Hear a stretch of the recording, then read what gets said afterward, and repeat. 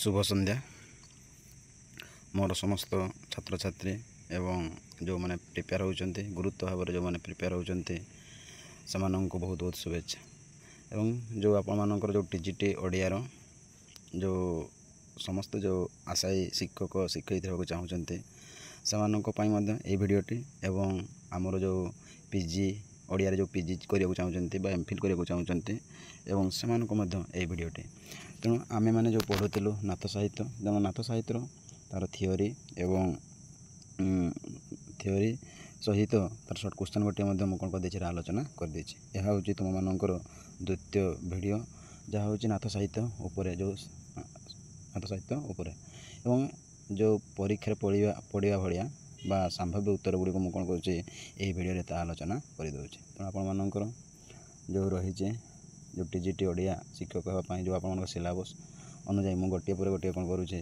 ना वीडियो गुड़ी को आपण मानक अपलोड करदे तेणु जो मैंने मो वीडियो को बा मो यूट्यूब चैनल को सी सर यूट्यूब चैनल को आपण जो मैंने सब्सक्राइब करना आपने सब्सक्राइब कर रखुँ जितेबाला मुझे जो वीडियो छाड़ी आपण मानक प्रथमे कौन करे नोटिफिकेशन जीव एवं आपण मानकर सांगसाथी मानक निहाती शेयर कर सब्सक्राइब कर एवं जहाँफल से जो तांकर जो आशा ओडिया शिक्षक होगापी ओडिया जो आगू को पढ़ा जो चाहते से निश्चय कौन हे चिरपकृत हे तेणु चलो पे भिडियोटी हूँ आम नाथ साहित्य उपरे और नाथ साहित्य पर्यवेसित उपरे केते गुड़िक मो संभाव्य प्रश्न उत्तर गुड़िक आनी आसी तेणु आप देखुं मुझे डायरेक्ट कौन करुचे ना आपण क्वेश्चन पढ़ुचे और तार उत्तर कहीदे एठार मुझे रखिनी मल्टीपल चॉइस तेणु आप गोटे पर गोटे प्रश्न गुड़ी को पढ़ी चलतु और आलोचना को शुणु और जो गुड़ी तुम मानक भल लगुच से गुड़ी आप नोट डाउन कर रखु जहाँफल परीक्षापी भल उपादायक हे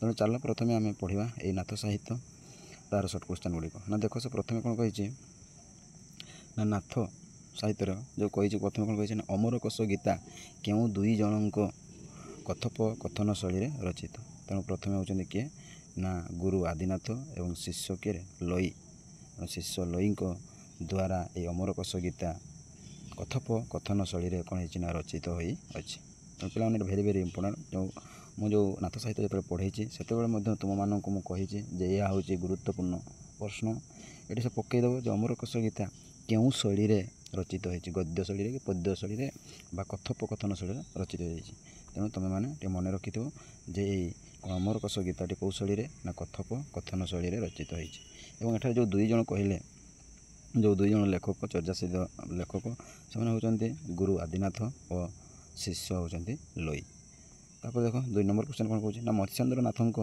रचित ग्रंथर नाम कौन मत्स्येन्द्र नाथ रचित ग्रंथर नाम कौन उत्तरटी हूँ मत्स्येन्द्र गीता तो सठिक उत्तरटी कौन करे मत्स्येन्द्र गीता एवं 3 नंबर क्वेश्चन जो सप्तांग योग धारणा क्यों धर्म संपर्कित रचना भेरी भेरी इंपोर्टेंट पिला माने जो सप्तांग योग धारणा यह हूँ नाथ संप्रदाय उपर यह संपर्कित एवं जो मैंने सी सर यूट्यूब चैनल को लाइक करना सब्सक्राइब कर रखी ना से अनुरोध से सब्सक्राइब रखुँ जितेबाला मुझे जो वीडियो छाड़ी आपण प्रथमे तार नोटिफिकेशन जीव एवं अधिक मात्रा आपण ग्रुप एवं आपण सांगसाथी को निहाती शेयर करते जहाँफल से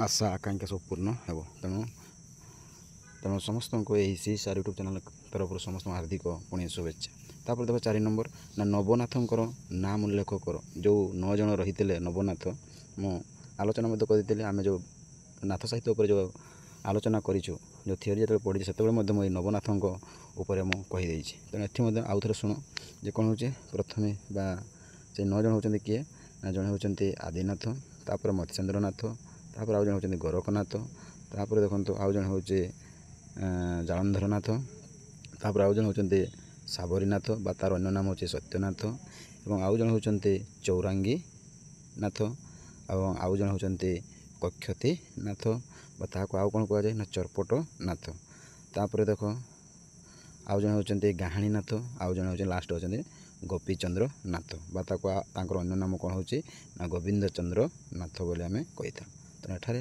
आपण मैंने नवनाथों उपर आपण मैंने जानीपारे तापर 5 नंबर क्वेश्चन कौन कहे ना टीका गोविंद चंद्र रे क्यों राजपुत्र सन्यासी हबार कथा वर्णित होती कौन कहे टीका ଗୋବିନ୍ଦ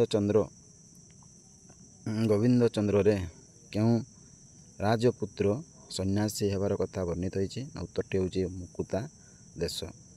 ମୁକୁତା ଦେଶର ରାଜପୁତ୍ର ସନ୍ନ୍ୟାସୀ ହେବାର କଥା ବର୍ଣ୍ଣିତ ହୋଇଛି। ତେଣୁ କେଉଁଠି କେଉଁ ପୁସ୍ତକରେ? ନା ଟୀକା ଗୋବିନ୍ଦ ଚନ୍ଦ୍ର ପୁସ୍ତକରେ। ତାପରେ 6 ନମ୍ବର ଦେଖନ୍ତୁ, ନା ଟୀକା ଗୋବିନ୍ଦ ଚନ୍ଦ୍ରରେ ଗୋବିନ୍ଦ ଚନ୍ଦ୍ରଙ୍କର ମାତାଙ୍କ ନାମ କ'ଣ ଥିଲା? ତେଣୁ ମାତାଙ୍କର ନାମ ଥିଲା ମୁକୁତା ଦେଇ। ତେଣୁ ପିଲାମାନେ ମନେ ରଖିଥିବେ ଯେ ଟୀକା ଗୋବିନ୍ଦ ଚନ୍ଦ୍ରରେ ଗୋବିନ୍ଦ ଚନ୍ଦ୍ରଙ୍କର ମାତାଙ୍କ ନାମ କ'ଣ ଥିଲା? ନା ମୁକୁତା ଦେଇ। ତାପରେ 7 ନମ୍ବର ଦେଖନ୍ତୁ, ଗୋବିନ୍ଦ ଚନ୍ଦ୍ର କାହାଠାରୁ ସନ୍ନ୍ୟାସ ଗ୍ରହଣ କରିଥିଲେ? ଭେରି ଭେରି ଇମ୍ପୋର୍ଟାଣ୍ଟ ପିଲାମାନେ, ଯେ ଗୋବିନ୍ଦ ଚନ୍ଦ୍ର କାହାଠାରୁ ସନ୍ନ୍ୟାସ ଗ୍ରହଣ କରିଥିଲେ? ନା ହାଡ଼ିପା। ଏଠି ଯେଉଁମାନେ ପିଲାମାନେ ଦେଖ, ଯେଉଁମାନେ SSB ପାଇଁ ଯେଉଁମାନେ ଓଡ଼ିଆରେ SSB କରିବାକୁ ଚାହୁଁଛନ୍ତି ତାଙ୍କ ପାଇଁ ମଧ୍ୟ ଏହି ସିଲାବସ୍ ରହିଛି। ଏବଂ PG MPhil PhD କରିବାକୁ ମଧ୍ୟ ଯେଉଁମାନେ ଚାହୁଁଛନ୍ତି ସେମାନଙ୍କୁ ମଧ୍ୟ ଏହି ଆମର ପ୍ରାକ୍ ସାରଳା ସାହିତ୍ୟ ବା ଆପଣମାନଙ୍କୁ ପଢ଼ିବାକୁ ହେବ। ଏବଂ ଆପଣମାନେ ଆଜି ପ୍ରିପେୟାର ହେଉଛନ୍ତି TGT ଓଡ଼ିଆରେ ଶିକ୍ଷକ ହେବାକୁ ଚାହୁଁଛନ୍ତି ସେମାନଙ୍କ ପାଇଁ ମଧ୍ୟ ରହିଛି। ଆପଣମାନଙ୍କୁ ଦେଇଛି ସେ 4ଟି ନାଥଙ୍କ ଉପରେ ଯେଉଁ ରହିଛନ୍ତି ସହରପାଲି, ଆପଣମାନଙ୍କୁ ଦେଇଛନ୍ତି କ'ଣ ନା 2ଟି ଉପରେ, ଗୋଟେ ହେଉଛି ନାଥ ସାହିତ୍ୟ ଆଉ ଗୋଟେ ହେଉଛି ଶୈବ ସାହିତ୍ୟ। ତେଣୁ ଏହି ଶୈବ ସାହିତ୍ୟରେ ଦେଖନ୍ତୁ ବିଭିନ୍ନ ଶୈବ ସାହିତ୍ୟର ବର୍ଣ୍ଣନା କରିଛନ୍ତି। ଏବଂ ଯେଉଁ ଶୈବ ସାହିତ୍ୟ ଉପରେ ଯେଉଁ ରହିଅଛି ପୁସ୍ତକ ଗୁଡ଼ିକ ସେଗୁଡ଼ିକ କ'ଣ ହେଉଛି ଏଠାରେ ମୁଁ କ'ଣ କରିଛି ନା ତାହା ଆଣିଅଛି। ତାପରେ ଦେଖ ଆଉ ଥରେ କହୁଛି 7 ନମ୍ବର କ୍ୱେଶ୍ଚନ୍ଟି, ନା ଗୋବିନ୍ଦ ଚନ୍ଦ୍ର କାହାଠାରୁ ସନ୍ନ୍ୟାସ ଗ୍ରହଣ କରିଥିଲେ? ନା ଉତ୍ତରଟି ହେଉଛି ହାଡ଼ିପା। ତାପରେ 8 ନମ୍ବର, ଯେ ସୁରେନ୍ଦ୍ର ମହାନ୍ତିଙ୍କ ମତରେ, ଯେଉଁ ଗବେଷକ ସୁରେନ୍ଦ୍ର ମହାନ୍ତିଙ୍କ ମତରେ ନାଥ ଧର୍ମ କେଉଁ ଧର୍ମର ଶାଖା? ତେଣୁ ନାଥ ଧର୍ମ ହେଉଛନ୍ତି ସହଜିଆ ବୌଦ୍ଧ ଧର୍ମ ଶାଖା। ମନେ ରହିଲା ପିଲାମାନେ? ତେଣୁ ଏଇଟା ମଧ୍ୟ ଟିକେ ପିଲାମାନେ ଭେରି ଇମ୍ପୋର୍ଟାଣ୍ଟ, ଯେ କହୁଛି କ'ଣ ଯେ ସୁରେନ୍ଦ୍ର ମହାନ୍ତିଙ୍କ ମତରେ ନାଥ ଧର୍ମ କେଉଁ ଧର୍ମର ଶାଖା? ତେଣୁ ଟିକେ ପିଲାମାନେ ମନେ ରଖିଥାଉ ଯେ ଏହା ହେଉଛି ସହଜିଆ ବୌଦ୍ଧ ଧର୍ମ। ତାପରେ 9 ନମ୍ବର, ଓଡ଼ିଶାର ମୁଖ୍ୟତଃ କେତେ ସମ୍ପ୍ରଦାୟର ନାଥ ଧର୍ମାବଲମ୍ବୀ ଅଛନ୍ତି? ଏଇଟା ଭେରି ଭେରି ଇମ୍ପୋର୍ଟାଣ୍ଟ ପିଲାମାନେ, ଯେ ଓଡ଼ିଶାରେ ମୁଖ୍ୟତଃ କେତେ ସମ୍ପ୍ରଦାୟର ନାଥ ଧର୍ମାବଲମ୍ବୀ ଅଛନ୍ତି? ଏଇଟା ମନେ ରଖନ୍ତୁ, କେତେ ଧର୍ମର? 2 ଧର୍ମର। ତାପରେ 10 ନମ୍ବର କ୍ୱେଶ୍ଚନ୍ କ'ଣ କହୁଛି ଦେଖନ୍ତୁ, ଯେ ବୃନ୍ଦାବନ ଚନ୍ଦ୍ର ଆଚାର୍ଯ୍ୟଙ୍କ ମତରେ ମତ୍ସ୍ୟେନ୍ଦ୍ର ଗୀତା କେଉଁ ଶତାବ୍ଦୀର? ଉତ୍ତରଟି ହେଉଛି 1300 ଶତାବ୍ଦୀର। 1300 ଶତାବ୍ଦୀର କ'ଣ ହେଉଛି ମତ୍ସ୍ୟେନ୍ଦ୍ର ପୁସ୍ତକଟି। ତାପରେ 11 ନମ୍ବର, ନା ମତ୍ସ୍ୟେନ୍ଦ୍ର ନାଥଙ୍କର ଅନ୍ୟ ନାମ କ'ଣ ଥିଲା? ତେଣୁ ଏଠି ପିଲାମାନେ ଭେରି ଭେରି ଇମ୍ପୋର୍ଟାଣ୍ଟ ମନେ ରଖିଥିବ, ସେ ଇଜି କ୍ୱେଶ୍ଚନ୍ ମଧ୍ୟ ପକାଇଦେବ। ତେଣୁ ମତ୍ସ୍ୟେନ୍ଦ୍ର ନାଥଙ୍କର ଅନ୍ୟ ନାମ କ'ଣ ହେଲା? ତାହାକୁ କ'ଣ କୁହାଯାଏ? ମୀନନାଥ ମଧ୍ୟ କୁହାଯାଏ ବା ତାକୁ କୁହାଯାଏ ମଚ୍ଛନ୍ଦିର ନାଥ ବୋଲି ମଧ୍ୟ କହିଥାଉ। ତାପରେ 12 ନମ୍ବର, ନା ଶାରଳା ଦାସଙ୍କ ମହାଭାରତରେ କେଉଁ 2 ନାଥଯୋଗୀଙ୍କ ସମ୍ପର୍କରେ ବିବରଣୀ ମିଳେ? ତେଣୁ ଏଇଟା ବାରମ୍ବାର ଆମେ ପଢ଼ି ସାରିଲୁଣି, ମତ୍ସ୍ୟେନ୍ଦ୍ରନାଥ ଏବଂ ଗୋରକ୍ଷନାଥ।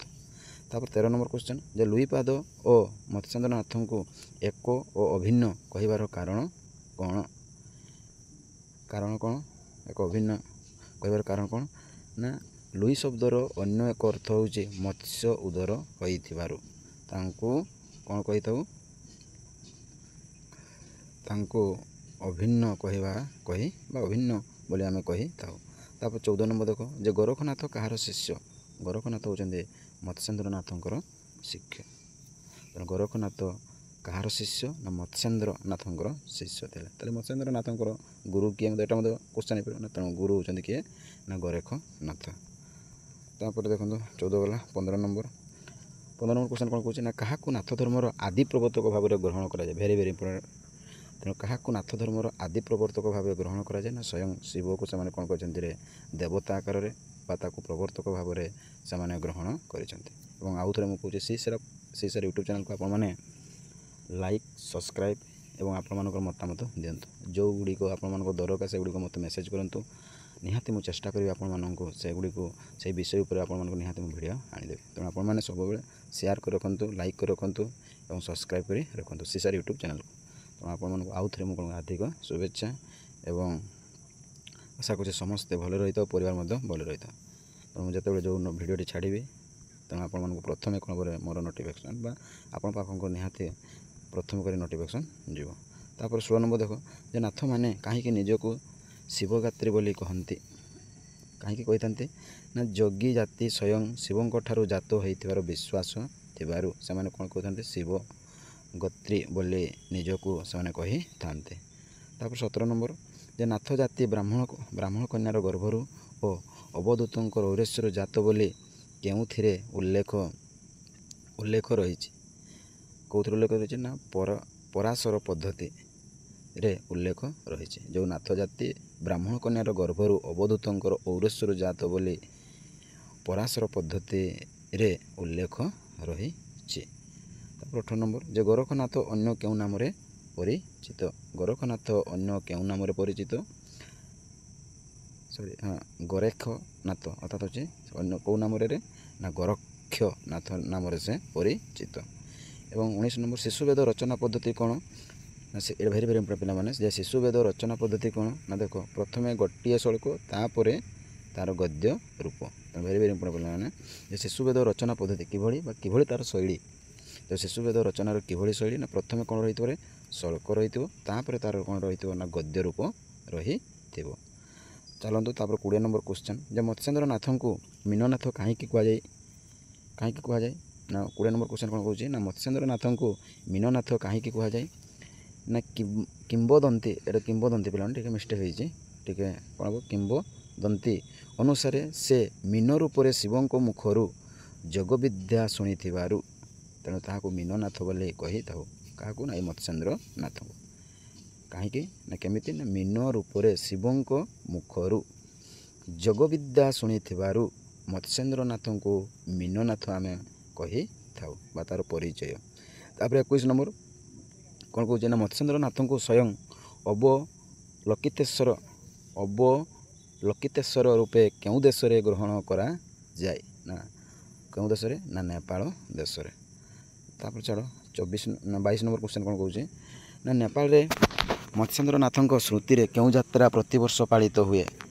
ଏଠାରେ କେଉଁ ଯାତ୍ରା? ନା ମତ୍ସ୍ୟେନ୍ଦ୍ର ନାଥଙ୍କ ରଥ ଯାତ୍ରା ପାଳିତ ହୁଏ। ଏବଂ 23 ନମ୍ବର କ୍ୱେଶ୍ଚନ୍ ଦେଖନ୍ତୁ ନା ଗୋରଖନାଥଙ୍କ ରଚିତ କେଉଁ ଗ୍ରନ୍ଥ ଦୁଇଟି ଧର୍ମନାଥ ସମ୍ପର୍କିତ ପ୍ରାମାଣିକ ଗ୍ରନ୍ଥ? ଏଇଟା ପିଲାମାନେ ଏଇଟା ଭେରି ଭେରି ଇମ୍ପୋର୍ଟାଣ୍ଟ, ତୁମେ ଏଇଟା ମନେ ରଖିଥିବ ଯେ ଗୋରଖନାଥଙ୍କ ରଚିତ କେଉଁ ଗ୍ରନ୍ଥ ଦୁଇଟି ନାଥ ଧର୍ମ ସମ୍ପର୍କିତ ପ୍ରାମାଣିକ ଗ୍ରନ୍ଥ? ନା ହେଉଛି କେଉଁ ଦୁଇଟି? ନା ସଂସ୍କୃତରେ ସେ କ'ଣ କରି ଲେଖିଥିଲେ ନା ସିଦ୍ଧ ସିଦ୍ଧାନ୍ତ ପଦ୍ଧତି ଏବଂ ଓଡ଼ିଆରେ ଲେଖିଥିଲେ ସେ କ'ଣଟେ ଶିଶୁବେଦ। ଦେଖ ପିଲାମାନେ ଯେଉଁ ଗୁରୁତ୍ୱ ଲାଗୁଛି ସେଇଗୁଡ଼ିକ ମୁଁ କ'ଣ କରୁଛି ରେ ତୁମମାନଙ୍କ ଉପରେ ବା ତୁମମାନଙ୍କୁ ନିହାତି ମୁଁ ସେୟାର କରୁଛି ଏବଂ କ୍ୱେଶ୍ଚନ୍ ଗୁଡ଼ିକ ଆପଣମାନେ ନିହାତି କ'ଣ କରନ୍ତୁ ଲାଇକ୍ କରନ୍ତୁ, ସବସ୍କ୍ରାଇବ୍ କରନ୍ତୁ ଏବଂ ସେୟାର କରନ୍ତୁ। ଯେତେବେଳେ ଯେଉଁ ଭିଡ଼ିଓ ଛାଡ଼ିବି ଆପଣମାନଙ୍କୁ ନିହାତି ପ୍ରଥମେ ନୋଟିଫିକେସନ୍ ଯିବ। ତାପରେ ଦେଖ 24 ନମ୍ବର କ୍ୱେଶ୍ଚନ୍ କ'ଣ କହୁଛି ନା ଗୋରଖନାଥଙ୍କର ଉଲ୍ଲେଖ ପଞ୍ଚସଖାଙ୍କର କେଉଁ ଦୁଇଟି ଗ୍ରନ୍ଥରେ ରହିଛି? କ'ଣ କହୁଛି ନା ଗୋରଖନାଥଙ୍କର ଉଲ୍ଲେଖ ପଞ୍ଚସଖା କେଉଁ ଦୁଇଟି ଗ୍ରନ୍ଥରେ ରହିଛି? ଦେଖ କେଉଁ ଦୁଇଟି ବହି? ନା ଗୋଟିଏ ହେଉଛି ଅଚ୍ୟୁତାନନ୍ଦଙ୍କର ଶୂନ୍ୟ ସଂହିତା ଏବଂ ଶିଶୁ ଅନନ୍ତ ହେତୁ ଉଦୟ ଭାଗବତ। ତେଣୁ ପଞ୍ଚସଖା ମଧ୍ୟରେ ଯେଉଁ ରହିଛନ୍ତି ଯେଉଁ ଅଚ୍ୟୁତାନନ୍ଦଙ୍କର ଯେଉଁ ପୁସ୍ତକରେ ଶୂନ୍ୟ ସଂହିତା ଏବଂ ଶିଶୁ ଅନନ୍ତଙ୍କର ହେତୁ ଉଦୟ ଭାଗବତରେ ଗୋରଖନାଥଙ୍କ ଉପରେ ସେମାନେ କ'ଣ କରିଛନ୍ତି ରେ ଗୋରଖନାଥଙ୍କ ଉପରେ ସେମାନେ ଲେଖିଛନ୍ତି ବା ଦୁଇଟି ବହି ସେମାନେ ଆବିଷ୍କାର କରିଛନ୍ତି। ଏବଂ 25 ନମ୍ବର କ୍ୱେଶ୍ଚନ୍ ଯେ ଅମରକୋଷ ଗୀତା କେଉଁ ରୀତିରେ ରଚିତ? ଭେରି ଭେରି ଇମ୍ପୋର୍ଟାଣ୍ଟ ପିଲାମାନେ। ଯେଉଁ କହୁଛି ଅମରକୋଷ ଗୀତା କେଉଁ ରୀତିରେ ରଚିତ? ତେଣୁ ମନେ ରଖିବ ପ୍ରାଚୀନ ଗଦ୍ୟ ଶୈଳୀରେ ଏହା ରଚିତ। ତାପରେ 26 ନମ୍ବର ଯେ ଭିକ୍ଷା ମାଗି ପେଟ ପୋଷୁଥିବା ଯୋଗୀମାନେ କେଉଁ ଧର୍ମାବଲମ୍ବୀ? ଭିକ୍ଷା ମାଗି ପେଟ ପୋଷୁଥିବା ଯୋଗୀମାନେ କେଉଁ ଧର୍ମାବଲମ୍ବୀ? ନା ନାଥ ଧର୍ମାବଲମ୍ବୀ। ଏବଂ 27 ନମ୍ବର ଟୀକା ଗୋବିନ୍ଦ ଚନ୍ଦ୍ର ଲେଖକ କିଏ? ମନେ ରଖନ୍ତୁ ଏଇଟା ହେଉଛି ଦୈବଜ୍ଞ ବିପ୍ର ଯୋଗୀନ୍ଦ୍ର। ଯେ ଟୀକା ଗୋବିନ୍ଦ ଚନ୍ଦ୍ରର ପୁସ୍ତକର ସେ ହେଉଛନ୍ତି ଲେଖକ କିଏ? ନା ଦୈବଜ୍ଞ ବିପ୍ର ଯୋଗୀନ୍ଦ୍ର। ଏବଂ 28 ନମ୍ବର କ୍ୱେଶ୍ଚନ୍ ଯେ ଟୀକା ଗୋବିନ୍ଦ ଚନ୍ଦ୍ର କେଉଁ ଗ୍ରନ୍ଥର ଅନୁକରଣରେ ଲିଖିତ? ପିଲାମାନେ ଲିଖିତ ନା ଯଶୋବନ୍ତ ଦାସଙ୍କର ଗୋବିନ୍ଦ ଚନ୍ଦ୍ର ଗ୍ରନ୍ଥ ଅନୁକରଣରେ ଏହା ଲିଖିତ। ଏବଂ 29 ନମ୍ବର କ୍ୱେଶ୍ଚନ୍ କ'ଣ କହୁଛି ଯେ ନାଥ ଯୋଗୀମାନେ କେଉଁ ଗୀତ ବୋଲି ଭିକ୍ଷା ସଂଗ୍ରହ କରନ୍ତି? ଏଇଟା ଟିକେ ପିଲାମାନେ ମନେ ରଖିଥିବ ଯେ ନାଥ ଯୋଗୀମାନେ କେଉଁ ଗୀତ ବୋଲି ଅର୍ଥାତ୍ ଗାଇ ଭିକ୍ଷା ସଂଗ୍ରହ କରନ୍ତି? ନା ଉତ୍ତରଟି ହେଉଛି ଦେଖ ନା ଟୀକା ଗୋବିନ୍ଦ ଚନ୍ଦ୍ର ଗୀତଟିକୁ ଗାଇ ସେମାନେ କ'ଣ କରନ୍ତି ନା ତାଙ୍କର ଭିକ୍ଷାବୃତ୍ତି ଆପଣାଇଥାନ୍ତି ବା ମାଗିଥାନ୍ତି। ଏବଂ 30 ନମ୍ବର କ୍ୱେଶ୍ଚନ୍ ଯେ ନାଥ ଧର୍ମର ଦୁଇ ପ୍ରମୁଖ ଓଡ଼ିଆ ଗବେଷକଙ୍କର ନାମ ଉଲ୍ଲେଖ କର। ଜଣେ ହେଉଛନ୍ତି କିଏ ନା ଦୋଳଗୋବିନ୍ଦ ଶାସ୍ତ୍ରୀ, ଆଉ ଜଣେ ହେଉଛି ବଂଶୀଧର ମହାନ୍ତି। ଏବଂ 31 ନମ୍ବର ଦେଖନ୍ତୁ ଯେ ନାଥ ଧର୍ମ ଓ ନାଥ ସାହିତ୍ୟ କାହାର ରଚନା। ପିଲାମାନେ ଟିକେ ମନେ ରଖିଥିବ ଯେ ନାଥ ଧର୍ମ ଓ ନାଥ ସାହିତ୍ୟ କାହାର ରଚନା ନା ହେଉଛି ଶ୍ରୀ ବତ୍ସ ପ୍ରସାଦ ନାଥଙ୍କ। ଗବେଷକ ହେଉଛନ୍ତି କିଏ ନା ଶ୍ରୀ ବତ୍ସ ପ୍ରସାଦ ନାଥଙ୍କ ଦ୍ୱାରା ଏହି ନାଥ ଧର୍ମ ଏବଂ ନାଥ ସାହିତ୍ୟ ଉପରେ ସେ କ'ଣ କରିଛନ୍ତି ରଚନା କରିଛନ୍ତି। ଏବଂ 32 କ୍ୱେଶ୍ଚନ୍ କ'ଣ କହୁଛି ଦେଖନ୍ତୁ ନା ବଂଶୀଧର ମହାନ୍ତଙ୍କର ନାଥ ଧର୍ମ ବିଷୟକ ଗବେଷଣା ଗ୍ରନ୍ଥର ନାମ କ'ଣ? ବଂଶୀଧର ମହାନ୍ତଙ୍କ ନାଥ ଧର୍ମ ବିଷୟକ ଗବେଷଣା ଗ୍ରନ୍ଥର ନାମ କ'ଣ? ନା ଉତ୍ତରଟି ହେଉଛି ଦେଖ ଓଡ଼ିଶାର ନାଥ ସମ୍ପ୍ରଦାୟ ଓ ନାଥ ସାହିତ୍ୟ। ସଠିକ୍ ଉତ୍ତରଟି ହେଉଛି କ'ଣ ନା ଓଡ଼ିଶାର ନାଥ ସମ୍ପ୍ରଦାୟ ଏବଂ ନାଥ ସାହିତ୍ୟ ଉପରେ ସେ କ'ଣ କରିଥିଲେ ଗବେଷଣା କରିଥିଲେ ଏବଂ ଗବେଷଣା ଶୀର୍ଷକର ତା'ର ନାମ ରଖିଥିଲେ। ଏବଂ 33 ନମ୍ବର କ୍ୱେଶ୍ଚନ୍ କ'ଣ କହୁଛି ଦେଖନ୍ତୁ। ତେଣୁ 33 ନମ୍ବର କ୍ୱେଶ୍ଚନ୍ କ'ଣ କହୁଛି ନା ନାଥ ଧର୍ମର କ୍ରମ ବିକାଶ ପୁସ୍ତକର ରଚୟିତା କିଏ? ଏଇଟା ଭେରି ଇମ୍ପୋର୍ଟାଣ୍ଟ ପିଲାମାନେ ଯେ ନାଥ ଧର୍ମର କ୍ରମ ବିକାଶ ପୁସ୍ତକର ରଚୟିତା କିଏ? ନା ଉତ୍ତରଟି ହେଉଛି ଦୋଳଗୋବିନ୍ଦ ଶାସ୍ତ୍ରୀ। ତେଣୁ ଦୋଳଗୋବିନ୍ଦ ଶାସ୍ତ୍ରୀ ହେଉଛନ୍ତି ଏହି ନାଥ ଧର୍ମ କ୍ରମ ବିକାଶର ବା ବହିଟିର ସେ ରଚୟିତା। ତେଣୁ ଏହି ଥିଲା ଆପଣମାନଙ୍କର 34 ଗୋଟି ପ୍ରଶ୍ନ ଉତ୍ତର। ତେଣୁ ଆପଣମାନେ ନିହାତି କ'ଣ ଓଡ଼ିଆ କ୍ଲାସ୍କୁ ଆପଣମାନେ ଲାଇକ୍, ସବସ୍କ୍ରାଇବ୍ ଏବଂ କମେଣ୍ଟ ଦ୍ୱାରା ରଖିଥାନ୍ତୁ ଏବଂ ସେୟାର କରି ରଖିଥାନ୍ତୁ, ଯାହାଫଳରେ ଯେତେବେଳେ ଯେଉଁ ଭିଡ଼ିଓଟି ମୁଁ ଛାଡ଼ିବି ଆପଣଙ୍କ ପାଖକୁ ପ୍ରଥମେ ନୋଟିଫିକେସନ୍ ଯିବ। ଏବଂ ଅଧିକ ମାତ୍ରାରେ ସେୟାର କରନ୍ତୁ ଆପଣମାନଙ୍କର ସାଙ୍ଗସାଥିମାନଙ୍କୁ। ଏବଂ CSR ୟୁଟ୍ୟୁବ୍ ଚ୍ୟାନେଲ୍ ତରଫରୁ ସମସ୍ତେ ଭଲରେ ରହିଥାଉ। ଏବଂ ଦେଖ 34 ନମ୍ବର କ୍ୱେଶ୍ଚନ୍ ଲାଷ୍ଟ କ୍ୱେଶ୍ଚନ୍ କ'ଣ କହୁଛି ନା ମୁଁ ରଖିଛି କ'ଣ ହେଇଛି ମେଳକ କ୍ୱେଶ୍ଚନ୍, ବୁଝେ ଯେଉଁ ଗବେଷକମାନେ କ'ଣ ସେ ଲେଖିଛନ୍ତି। ତେଣୁ ଦେଖ ସେ 34 ନମ୍ବର କ୍ୱେଶ୍ଚନ୍ରେ କ'ଣ କହୁଛି ନା ବଂଶୀଧର ମହାନ୍ତି କ'ଣ ଲେଖିଛି ନା ଓଡ଼ିଶାର ନାଥ ସମ୍ପ୍ରଦାୟ ଓ ନାଥ ସାହିତ୍ୟ। ଏଠି ପିଲାମାନେ ଭୁଲ ହେଇଛି ଟିକେ ପ୍ରିଣ୍ଟିଂ, ମାନେ ଓଡ଼ିଆ ପ୍ରିଣ୍ଟିଂ କରିବା ଭାରି କଷ୍ଟ। ତେଣୁ ଦେଖ ପିଲାମାନେ ଟିକେ ଭୁଲ ହେଇଛି, ଟିକେ କ୍ଷମା କରିବ। ତେଣୁ ବଂଶୀଧର ମହାନ୍ତି ଓଡ଼ିଶା ନାଥ ସମ୍ପ୍ରଦାୟ ଓ ନାଥ ସାହିତ୍ୟ ଉପରେ ସେ କ'ଣ କରିଥିଲେ ଲେଖିଥିଲେ। ତାପରେ ଦେଖ ଆଉ ଜଣେ ହେଉଛନ୍ତି କିଏ ନା ଦୋଳଗୋବିନ୍ଦ ଶାସ୍ତ୍ରୀ। ଦୋଳଗୋବିନ୍ଦ ଶାସ୍ତ୍ରୀ କ'ଣ କରି ଲେଖିଛି ଦେଖ ନା ନାଥ ଧର୍ମର କ୍ରମ ବିକାଶ ସେ ଲେଖିଛନ୍ତି। ସେହିଭଳି ଆଉ ଜଣେ ଗବେଷକ ଶ୍ରୀ ବତ୍ସ ପ୍ରସାଦ ନାଥ ସେ କ'ଣ ଲେଖିଛନ୍ତି ନା ନାଥ ଧର୍ମ ଓ ନାଥ ସାହିତ୍ୟ। ଏବଂ ଶେଷରେ ଦେଖ ଚନ୍ଦ୍ରଶେଖର ନାଥ କ'ଣ ଲେଖିଛନ୍ତି ନା ଗୋରେଖ ଗୀତା। ତେଣୁ ଏଇମାନେ ଥିଲେ 4ଟି ଏ ନାଥ ସମ୍ପ୍ରଦାୟ ଉପରେ ସେମାନେ କ'ଣ କରିଥିଲେ ଗବେଷଣା ଏବଂ ସବୁ ପୁସ୍ତକ ସହ ଲେଖିଥିଲେ। ତେଣୁ ଆଶା କରୁଛି ଏବଂ ହାର୍ଦ୍ଦିକ ଶୁଭେଚ୍ଛା କରୁଛି CSR ୟୁଟ୍ୟୁବ୍ ଚ୍ୟାନେଲ୍ ତରଫରୁ ସମସ୍ତେ ଭଲରେ ରହିଥାଉ ଏବଂ ଆପଣମାନଙ୍କର ପରିବାର ମଧ୍ୟ ଭଲରେ ରହିଥାଉ। ଜୟ ଜଗନ୍ନାଥ। ତେଣୁ ଆପଣମାନେ ଅଧିକ ମାତ୍ରାରେ ସେୟାର କରନ୍ତୁ, ଲାଇକ୍ କରନ୍ତୁ ଏବଂ ଆପଣମାନଙ୍କର ମତାମତ ଦିଅନ୍ତୁ। ଆପଣମାନଙ୍କ ଯେଉଁ ଭିଡ଼ିଓ ବା ଯେଉଁ ବିଷୟ ଉପରେ ଅସୁବିଧା ହେଉଛି, ଡାଉଟ୍ ହେଉଛି, ତେଣୁ ମୋତେ ଏଇ କମେଣ୍ଟ ଦ୍ୱାରା ଜଣାନ୍ତୁ। ମୁଁ ନିହାତି କ'ଣ କରିବି ଆପଣମାନଙ୍କୁ ସେହି ଭିଡ଼ିଓ ଉପରେ ଆପଣମାନଙ୍କୁ ସୁନ୍ଦର ଭାବରେ ଏବଂ ସରଳ ଭାବରେ ଆଲୋଚନା କରିଦେବି। ରହୁଛି ଜୟ ଜଗନ୍ନାଥ। ଆଉ ଥରେ ନେକ୍ସଟ ଭିଡ଼ିଓରେ ଆପଣମାନଙ୍କୁ ଦେଖା ହେବ। ରହୁଛି ଜୟ ଜଗନ୍ନାଥ।